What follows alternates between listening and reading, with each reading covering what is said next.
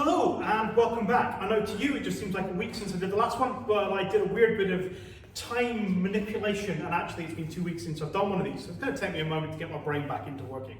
But we're going to carry on looking at the side sword and we're going to look, as I said at the end of the last video, at what happens when you end up with the blades actually engaged in position. So if you want to come around. So the situation we're looking at is, say for example, a scollambrato attack coming into the neck here. I will counter with my scollambrato here and our blades are now engaged. And that's fine, that's not a problem. Here I'm fine. But what will quite often happen is the force of that cut will drag into the centre and now we're both on that centre line. Nobody has the advantage. So I can't just slide forward and kill because he will just move my offline. So my options now are really, if I just choose to disengage an attack from this position, I leave myself horribly open to a kind of counter attack before I'm even really lined up for my attack coming back. Likewise, if I decide to disengage under to go to the other side, my arm becomes a really easy target. So I can't just attack when I'm in that situation. I need to have a series of tricks that allow me to press my advantage without actually disengaging the blades directly. So there are several of these. I'm just going to look at a few of them from this disengaged position here, where we're looking at the true edge of my sword is against the true edge of my opponent.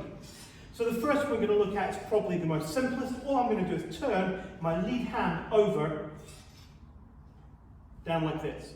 So literally just going from the Porto de Ferro situation I'm in and just twisting that over. This isn't a guard, but it is leaving me ready for a Rodokyo strike coming up. So if I put a bit of venom in that, it becomes essentially a beat.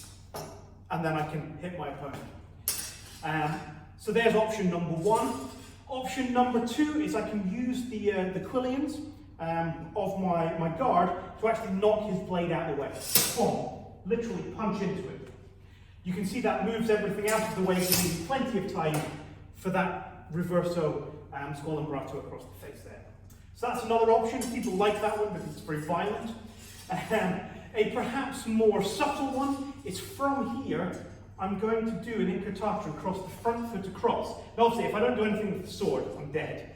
But what I'm going to do is raise it into, as if I was going to deliver a reverso scollambrato. So that's essentially what I'm going to make it look like I'm doing, but in reality, I just want to get to this position here.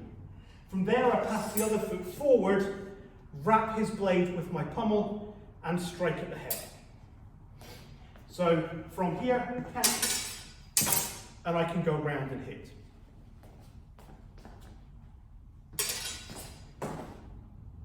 Quite a nice one that, it's a little bit more subtle. I can also rely on the fact that my opponent probably doesn't want to die and take a thrust at the face. Now of course, if my opponent decides to just extend back, we both die. But most people will take the option of defense over making sure the other person's dead. So as long as they're not too spiteful, this technique should work, so that when I thrust, they will move to parry that, at which point I turn my hand over and cut diagonally down to the leg.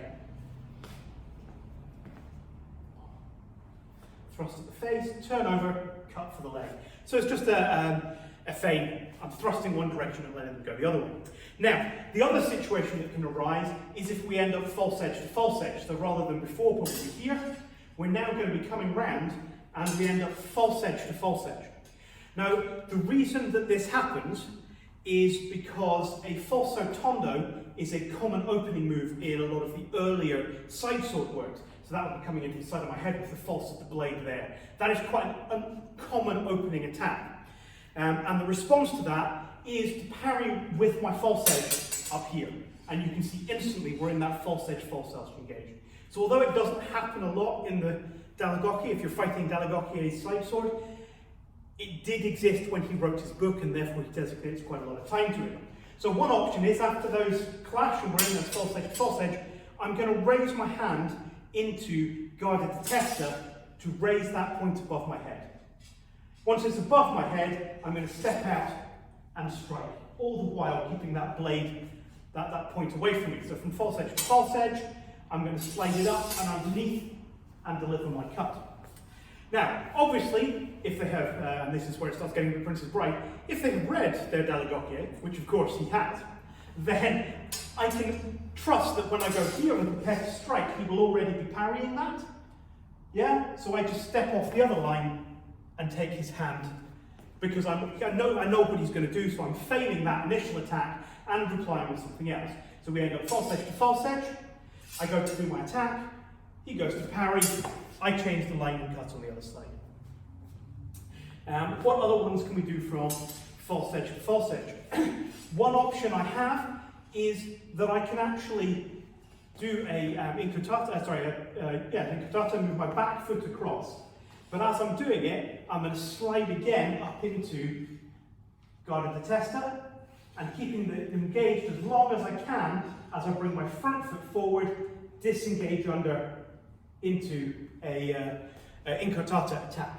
So false edge to false edge, I step off line but keep that point controlled and only flick at the last minute when I'm moving away from his blade so that I remain safe and he remains dead.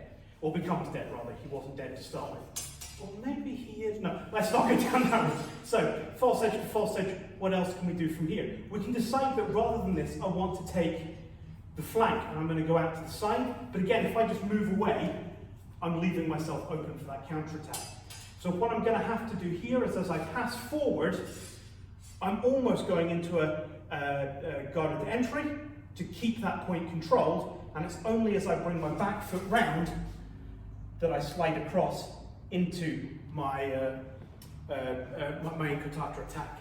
So from false edge to false edge, I position myself whilst keeping his blade engaged and away from me, and then only really move away from his blade when I actually want to deliver the attack. So it doesn't matter whether we're engaged false edge or false edge, and in fact reality is it doesn't even really matter which edge he's engaged in, it matters which side of my blade I'm engaged in. So if that was to do as false edge attack, and I parry with my true edge, then I don't want to be trying to make my false edge tactics work, I want to be using my true edge tactics. So from here, I want to be using a false edge attack, true edge option even though it's a false edge. Likewise, if you come in with a true edge attack, and I probably from the other side so that I can parry false edge, yeah, then I don't want to be trying to do something sneaky across here because I'm just moving myself up too much. Instead, I want to be acting as if it's a false edge and taking a false edge riposte to what he's doing. So it's worth knowing that, because otherwise you leave yourself open to really quick counter time attacks in the instance after you've attacked or parried. Both of you become in an equal position, and it's whoever can press that advantage will win that point. Or if it was a duel, would win first blood, kill their opponent, whatever. So it's really important that you understand that moment and how you can exploit it. And really that takes us to the end of the principal work set down by Dalegokier in terms of all of his lessons that he gives us. So what I'm actually going to do next week is he gives us two forms. So next week I'm going to look at what we call the walking in guards. It's a very basic sequence or form or kata that just involves moving from one guard position to another. So we're going to look at that next week and really kind of pull out apart why he teaches it right at the beginning and what it's for. So I will see you next week for that. Until then, have a good week.